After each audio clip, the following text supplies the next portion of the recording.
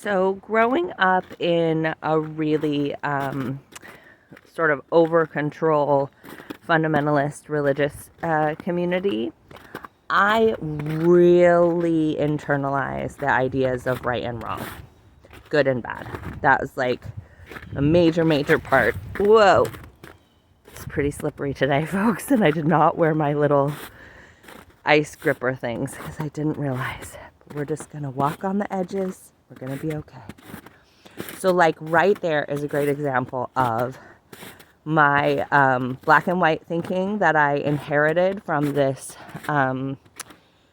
Christian value system is always there with judgments for me. So it is wrong for me to walk on the ice without my ice grippers. It is bad of me to be making a video outside where you can hear my crunching because that's hard for you to hear. It is bad for me to be making a video while I'm walking because I should be practicing mindfulness and listening to the sounds and appreciating the nature. It is wrong for me to make a video because what do I know and who cares if anyone hears what I have to say, and why don't I just mind my own business? All of those are just present right now. And they come up in my thoughts, and they come up in a little bit of like a flutteriness in my chest, and a little bit of a pit in my stomach, a little bit of nausea, and they are there sort of all of the time. They change thematically, but their main message is you're doing something wrong. And this is very tricky because sometimes, because I was taught about the concept of God and God telling you what's right or wrong and being mad or happy with you according to what you choose to do, I internalized this right-wrong, black and white thinking as like God's truth, as like my higher self, or supernatural entity telling me what's right and wrong. And what can be really tricky as humans when we try to individuate from these external authorities that have not just been like our parents or teachers, but have been like a religious entity, it can be very dicey to sort out like what is my higher self and what is this like spiritual manager that I created and / inherited from this religious upbringing.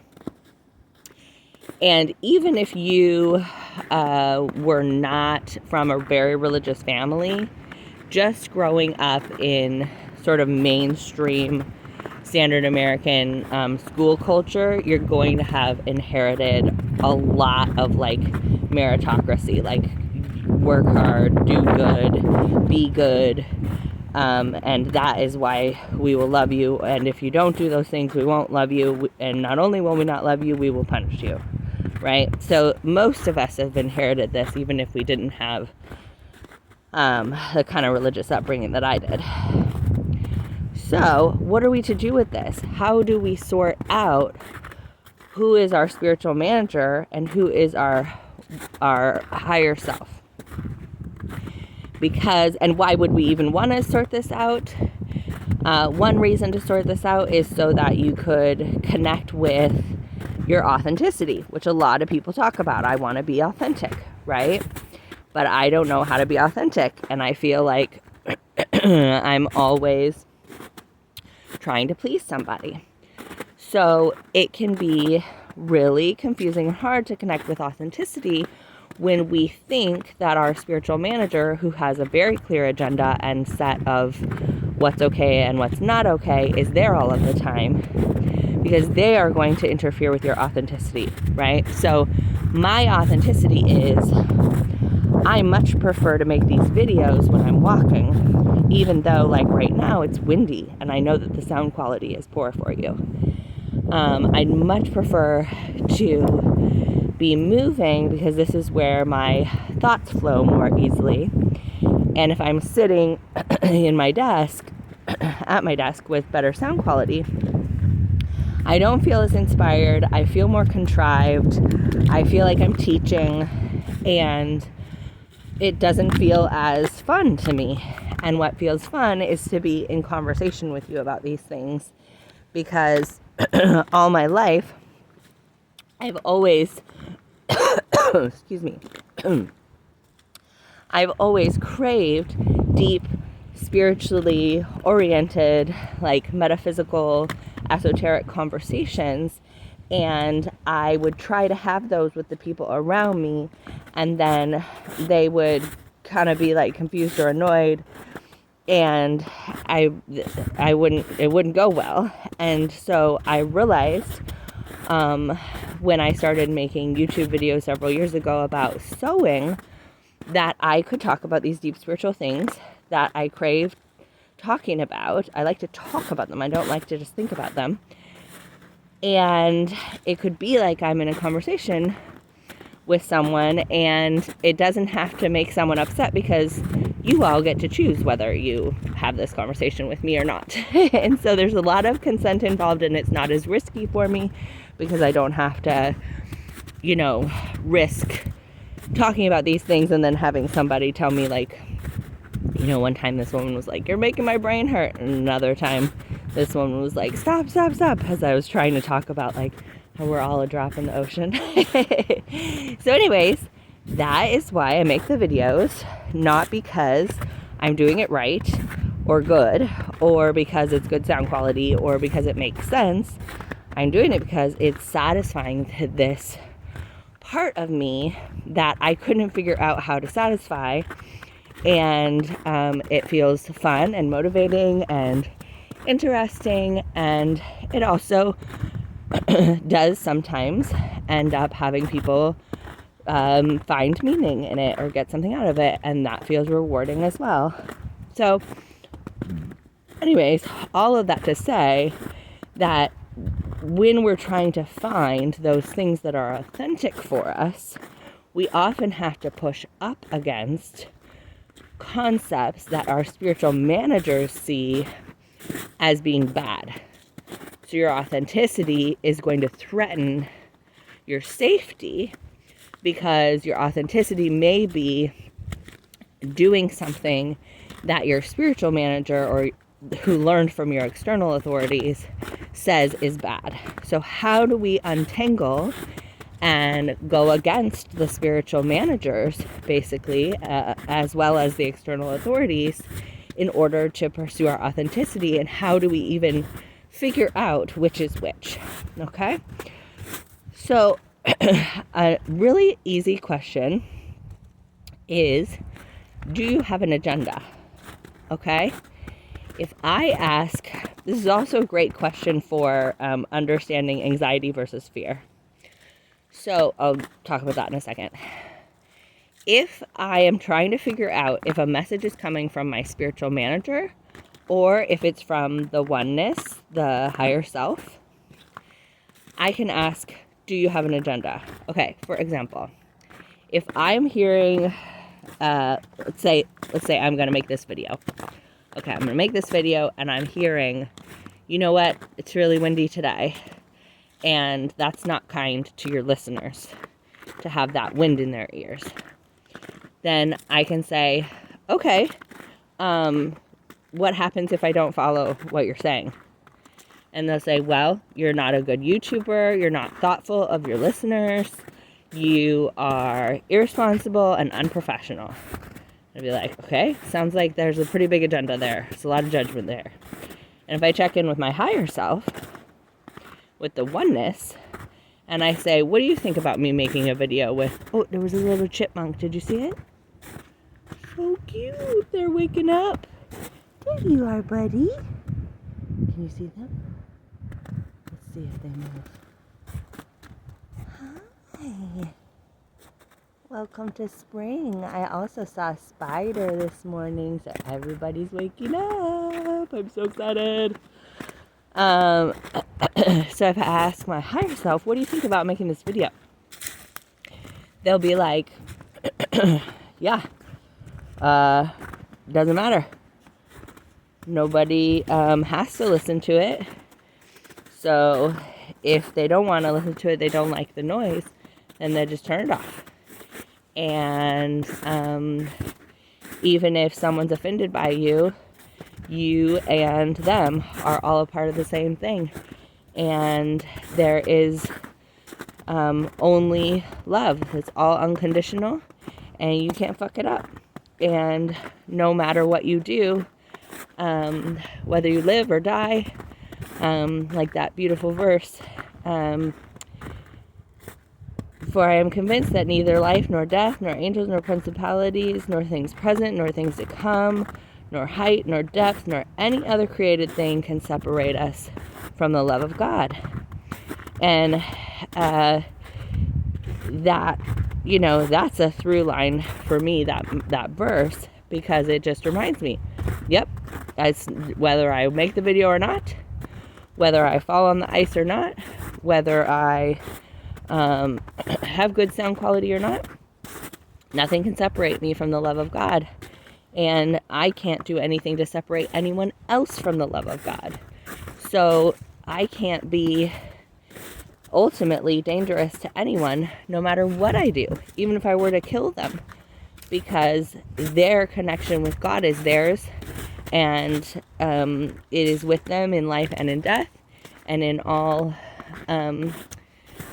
timelines and all realities and all existences, and there's nothing I can do to separate myself or others from that.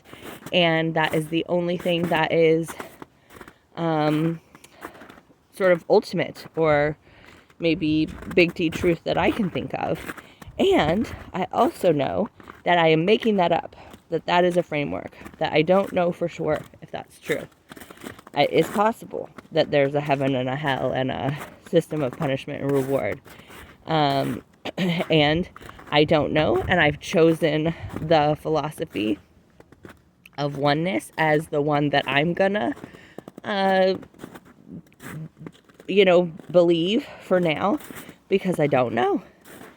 And that don't know, if you're a person who's like, well, I don't know if I'm ready to believe in oneness, and my higher self doesn't say all that stuff, that it doesn't matter life or death. That's a beautiful moment, because that's the moment when you get to say, okay, what do you want your higher self to be founded upon? What do you want the premise to be? For me, I've chosen right now for the premise to be oneness and unconditional love. You may choose the premise of right, wrong, good, bad, follow a set of very strict rules, and you can write those rules. So those rules become your personal values, right? And your personal values can be any fucking thing on the planet. So there are loads of people whose personal values are abstain from sex. There are loads of people whose personal values are have as much sex as you can, and the wildest, kinkiest sex you can. There are loads of people who are very committed to monogamous relationship. Loads of people who are committed to polyamorous relationships. There are loads of people who regularly use lying in their personal relationships and business relationships as a way to control their experience. That is a value for them. I am not here to say whether their value is good or bad, right or wrong. I don't know ultimately what's happening here. I have no proof that telling the truth is better than lying. All I know is that some people feel really good when they lie because they get what they want, and some people feel really good when they tell the truth. And that is their decision to make. And I get to decide how I want to interact with them. So ultimately, there is no such thing as good morals or ethics. There is just what you want to define your rules as. And if you've interacted with reality transurfing at all, then you know about the concept of pendulums, which is just basically these rules, and we can choose to follow them or not. And there are some pendulums that are very, very, very powerful, like, let's say the pendulum that you shouldn't kill people is very, very, very powerful. Most people would be like, oh no, that's true, right? But there are, again, many people whose values are you should kill people in certain circumstances. For example, people in the military, right? So there's a pendulum for everything, and identifying the pendulums that you want to live by consciously and putting them up to the test of, was this taught to me? Do I still want to follow it? Do I want to change it? Or do I want to toss it? Is the process of sorting out what I have. This spiritual manager, it was trained by my external authorities growing up and my ancestry. Do I want to follow the spiritual manager, or do I want to define my own set of pendulums to follow? And do I want to say I'm going to follow them for the rest of all time and never question them? Or do I want to be a person who wakes up each and every day and in each and every moment chooses my pendulums? So, for example, if I were to ever get into a romantic relationship again, which I'm not, at this point, not interested in, but if I were to, at this point, I would say to that person, I am a person who's going to decide if I want to be with you 30 seconds at a time. And I am not going to commit or promise to anything more than that, because I know that I have changed a lot in my life, and it's very likely that I'm going to continue to change, and I know that you are going to continue to change. So I don't have any reason to say I'm going to stay romantically involved with you forever and ever, because I don't know who you're going to be. So that, for me, that doesn't make sense. And if somebody says, well, I only want to be with someone who wants to commit to me forever, I'll be like, perfect, I'm not your person, right?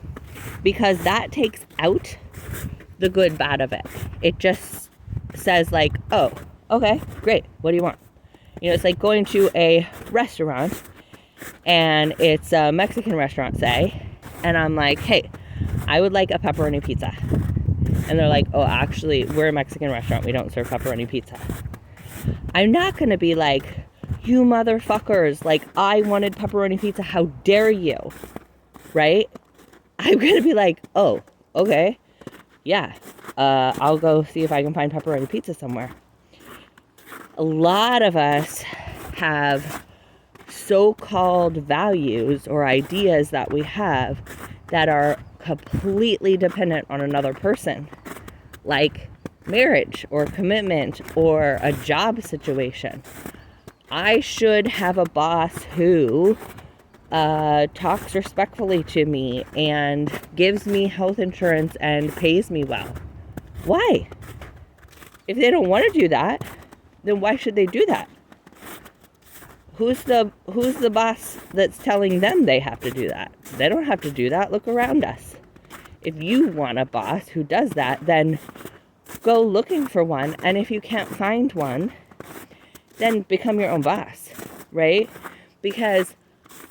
And if you can't become your own boss, you know, then you might have to do some radical acceptance and take care of the part of you that is grieving the fact that you don't have this loving, mystical, wonderful boss, right? It's like, if you have a requirement of someone else, you're going to lose, because that other person is totally, it just like you, doesn't know what they're doing, gonna make weird decisions, have weird shit happen in their life. And if nothing else, they're gonna die at some point, right?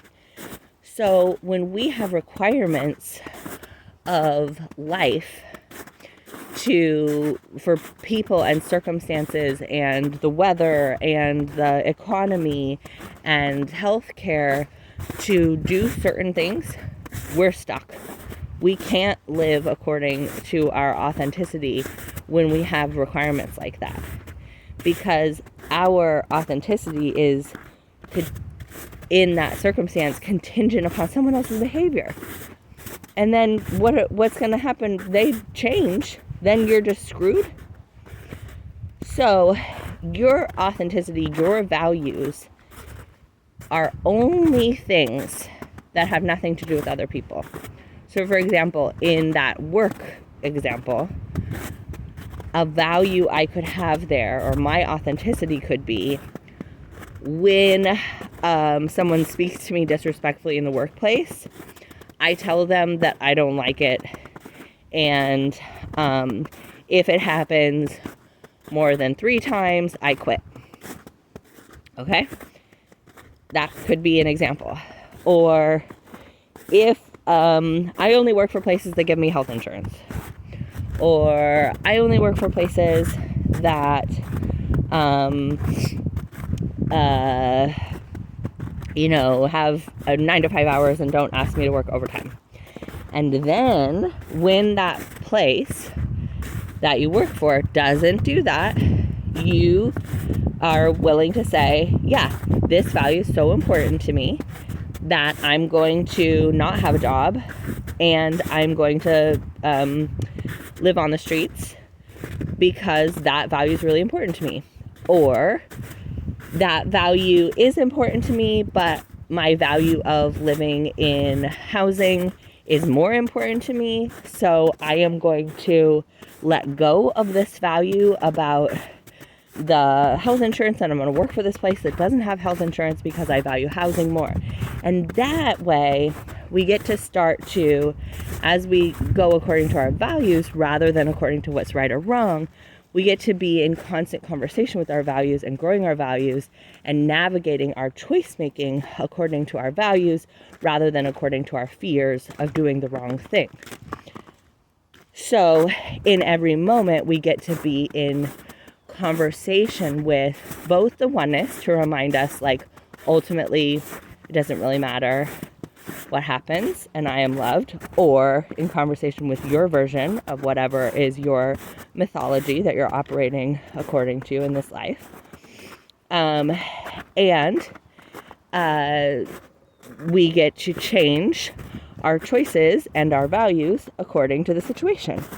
So for example, this morning I had a moment where I slipped, and I was like, you know what? Maybe this is not so smart. Maybe I should turn around and go back on the street. But then I said, I really was craving time in the woods, and I haven't done that in several days. And I think my value of connecting with the woods this morning is going to be more influential in my decision than my value of not slipping. And I think what I'm going to do is I'm just going to walk slower and more carefully in order to have the experience of being in the woods. So it wasn't a right wrong, it was a what's more important to me, according to my own definition. And that gets to be an ongoing conversation, and I get to recognize as I make the decisions, like, it's fine either way. Nobody is gonna, because I have the mythology, no one's going to hell. I get to remind myself, no one's going to hell. And if, everybody gets to have their own mythology. So if it was that people were going to hell, then you'd have a lot clearer rules to follow. But that wouldn't bring the opportunity for authenticity. So all of that to say, if a high value of yours is authenticity, then you are likely going to need to have pretty loose attachments to right-wrong concepts from external authorities, because most authenticity pushes up against those. And in order to choose authenticity in this culture, you are going to end up being in conflict with society. And again, if that's of value to you, if that feels worth it to you, then perfect. Okay. I know that was a lot. Let me know your thoughts if you have any. Love you all so much.